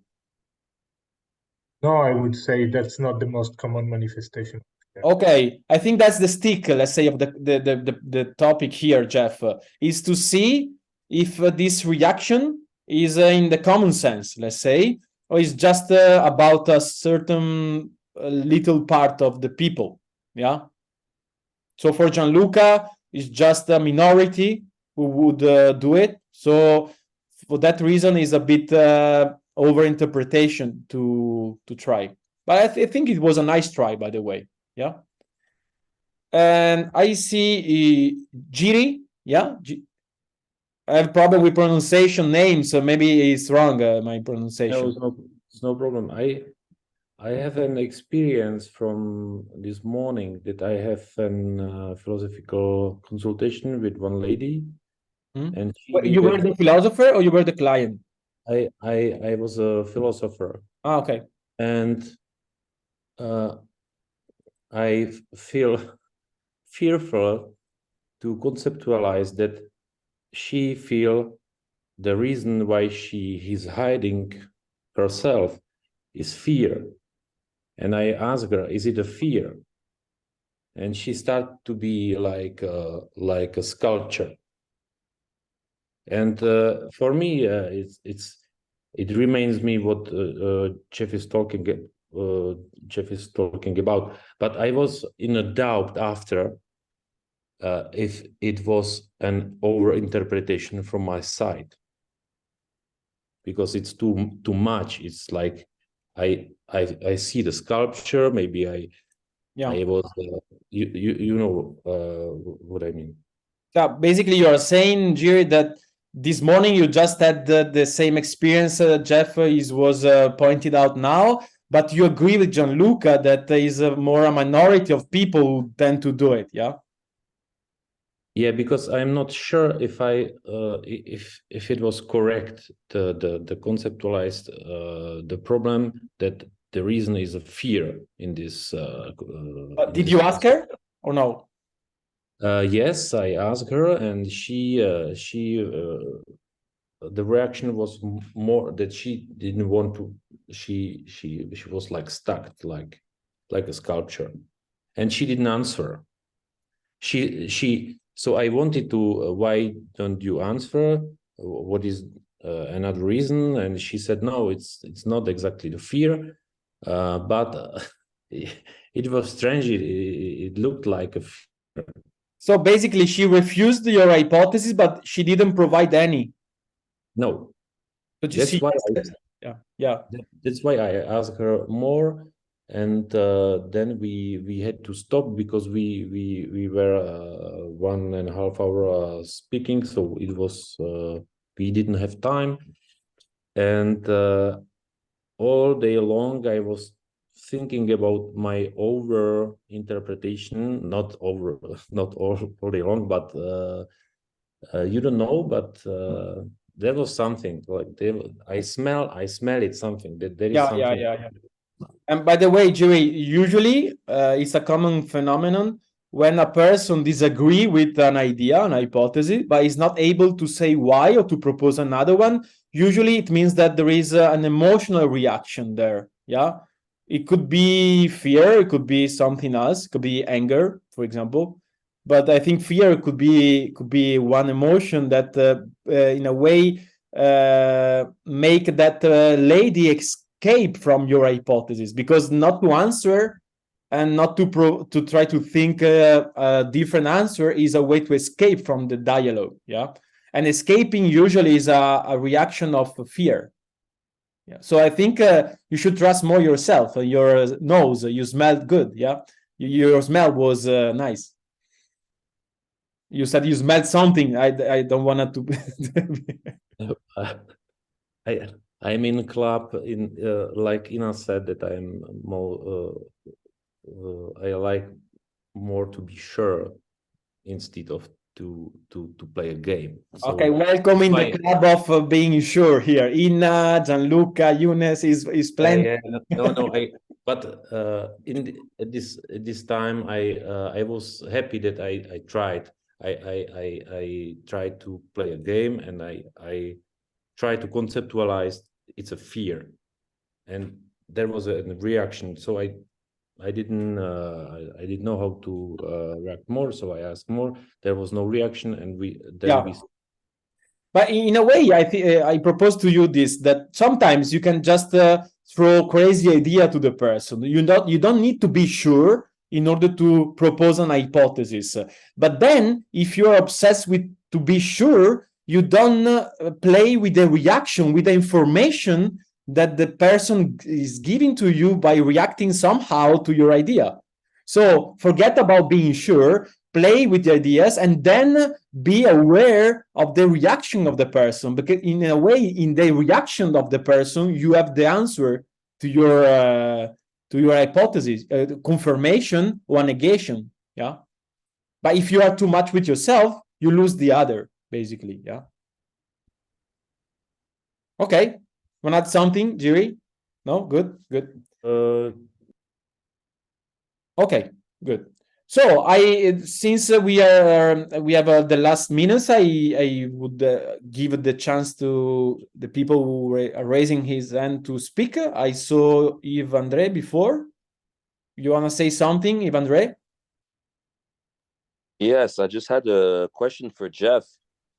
I was reading over his answers, and I was wondering if he created concepts or if he more projected his feelings that the picture gave him, because his answers seemed more emotional based than trying to find a concept. Okay. That he left being able, understanding to create concepts and not just that's my question. Let me ask you, is more a question or is more an hypothesis you are, let's say, proposing here? It's an hypothesis that I'm turning into a question. Okay, at least you're aware, even there. But let me ask you, why you are, instead of proposing directly the hypothesis, you prefer to turn it in a question? It seems kinder. Oh, you want to be kind, yeah? Yeah. Okay, I tell you something terrible, that in order to improve in philosophical practice, you need to reconcile a bit with the, how you call in English, the the sadistic part of yourself. So don't be afraid to let's say, to create some little pain in the other. Otherwise, you manipulate your way to speak, and then instead of proposing an idea, you hide the idea to the question, and it's more difficult to make the other person think like that. Yeah. Okay, Jeff, I think you should stop projecting your emotions. Nice. Nice. A concept. You see, it's much more clear, by the way, here, and you are more honest in a way to the person. Good, good.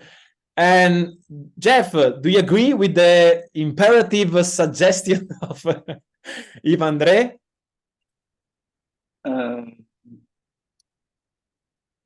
I don't agree. I agree. The part is I project my emotion, but I don't agree. I don't know why I can't project my emotion to conceptualizing. So but you agree you should stop doing it? No. I agree. I'm projection. Yeah, but if I remember correctly, it was suggesting you to stop doing it. Mm-hmm. In an harsh way. And so do you agree that is better to stop for you doing it, or you want keeping projecting your feelings in the world and exchange in a way confusing the world with what you feel about the word. All right. I should stop project. So you agree?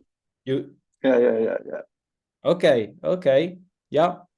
In a way, you're too much in yourself, and in order to see the word, you should detach from yourself. Yeah. Otherwise, you would keep projecting your feelings, and then it's difficult to see when the word starts and when the Jeff ends in a way. Yeah. Okay. I think it was a nice advice. Yeah, by Ivandre. Okay. So if we have, I don't know, a couple of last comments about the process now in general, about the conceptualization, about anything you notice in this session, you can share it. We have Thank you. 3 minutes. You're leaving, Younes? Yes, thank you. Okay. Thank I you. See enjoyed. you sometime in the future. Yeah. Yes, thank you. Have a nice Okay. evening. I'm also leaving. Thank you. Bye. Okay. Okay. Bye. Bye, Gianluca. I see Boris and then Isabella. Boris. Isabella, you can go. Me, it was to say bye-bye. Ah, okay. Bye, Boris. Bye to them, to say bye to them. Okay. Someone who wants to speak can speak now because I'm confused now. You can speak without waiting. Yeah. I would like to address the idea if a feeling that emerges in the observer can be a valid concept. Sorry, Isabel, was a bit cut what you were Okay. saying. Can you repeat it? I want to address again the idea if a feeling that emerges in the observer Yeah. can be a valid concept. Or Oh, you want to defend Jeff? yes. Okay, let's hear. Because also feelings on a existential level are shared by humans in general. Mm-hmm. And there are works of art that have some kind of intention or that have the effect that they create a certain feeling, not in everyone, of course, but at least in a majority of people. So also the feeling that is created in the observer can be a hint about what is the main essence of a sculpture, of a picture. Oh, okay. Okay, Isabella, let me ask you, do you think that the main feeling is raising this picture is fear or is it something else? I think it's something else. Okay, so okay. So it was just more like a general question. Okay. So basically you're saying you can use a feeling to conceptualize, but in this case, fear is not, let's say, the right feeling to use it. Yes. And which feeling would you use it instead? Oh, cool. I don't know, mysterious or something. I don't know, anything.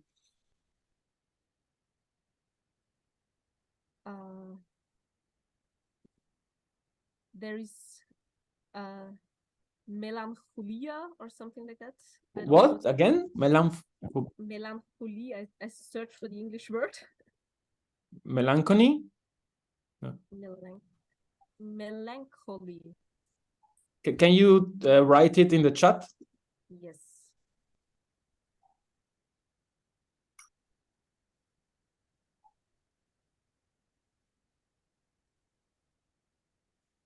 Oh, melancholy. Ah, okay.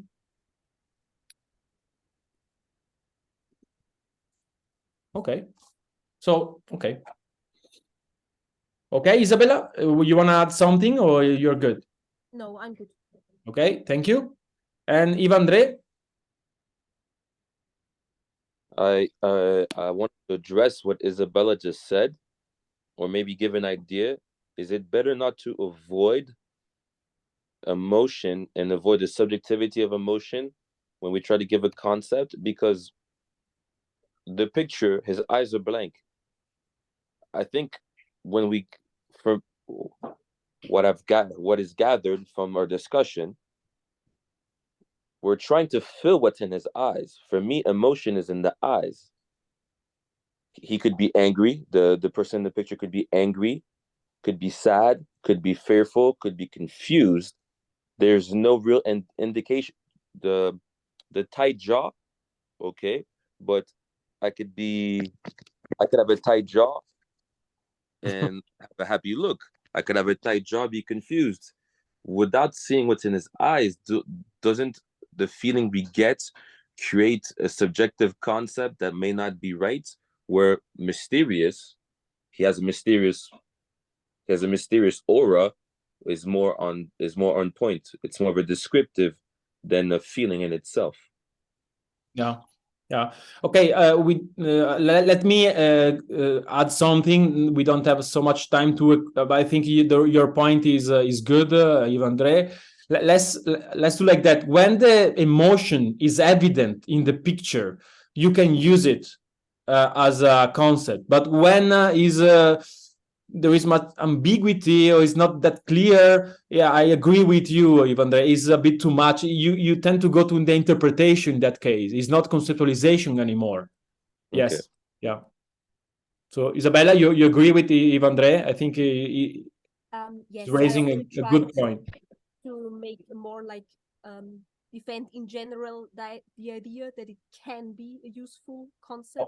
Okay. But in this case, I also think that emotion is not. Yeah. Doesn't fit. Of course, if the picture is a child is laughing, you can use that as a happy emotion, for example, as a concept. Yeah.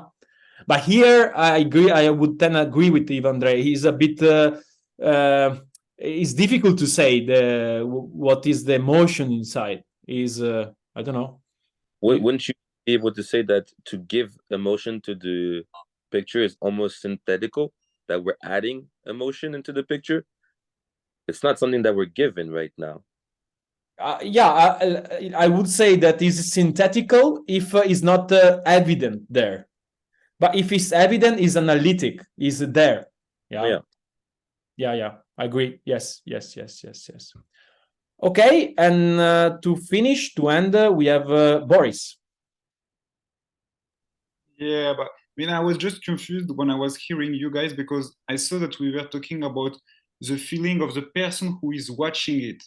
And here at the end, Isabella, you agree with Yves-André, but Yves-André was talking about the feeling that of the person. That's why I didn't understand how you can agree with him. He was not talking about the same thing. And I was, So because, okay, so it was my point. And relating to this topic, and otherwise, in more general term, about people who wants to be sure. Hey, Boris, I think because what you said is interesting. Let me add this, that in a way, if the picture make the majority of the viewers reacting the same way, maybe it means that is bringing that emotion as a concept. Yeah.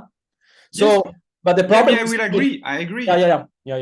Okay. No. So I agree with it. I was just after we started to talk about the emotion inside that the person feel, like when you were talking about people laughing and you say they are happy. But this is about what we see, like the people in the picture, not about ourselves watching at it.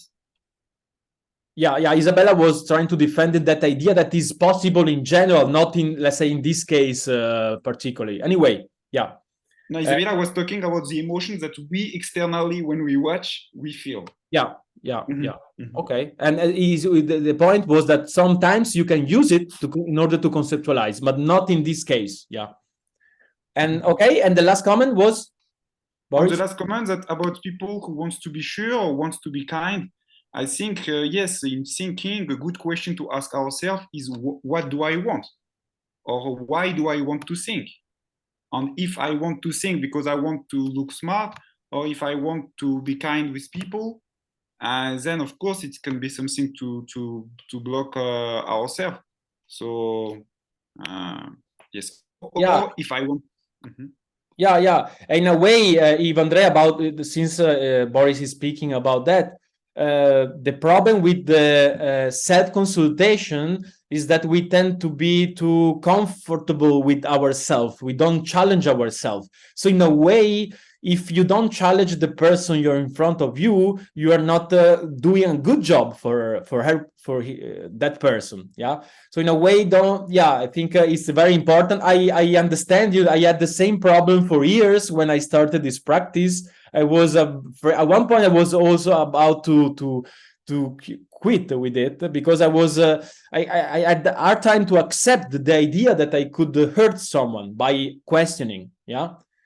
But then by overcoming this fear, I think I saw the good part of the practice, and in a way the painful is there. If you don't accept the painful, you don't accept also the good, let's say, the value of the practice. And by the way, if you want to read something about that, you can read Te Teto or Te Tetus. I don't know, in Italian it's Te Teto. Is a dialogue where Socrates is speaking to this young student, and he's speaking about maieutics. And he says that maieutics, in a way, is there to push people to give birth idea. And in this process, there is pain. And there is pain. It's impossible to avoid it. But at the same time, there are some tools that a philosopher can use in order to help the person to overcome the pain. For example, irony is an important tool in order to help the person to accept a bit that pain and to take something out from it. So in a way, if you don't accept the pain, you don't accept the thinking, because thinking in a way can be some moment painful. Yeah.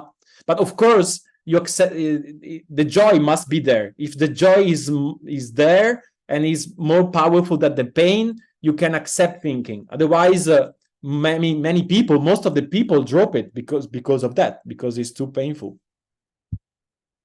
So yeah. Ivandre, are you ready to accept the idea to create some pain in your interlocutor? Yeah, I didn't mind pain. I was probably I was trying to ask the question so it was better received, but I don't mind causing pain. Okay.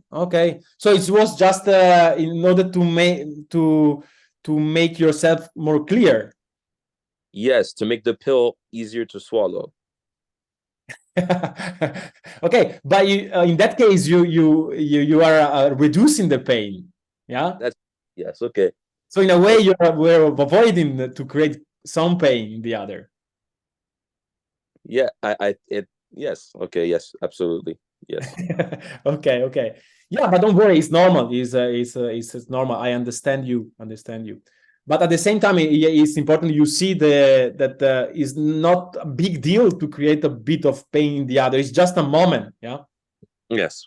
Yeah. You're right. Okay. So I thank everybody. It's been fun for me. I hope it's not being too painful for you.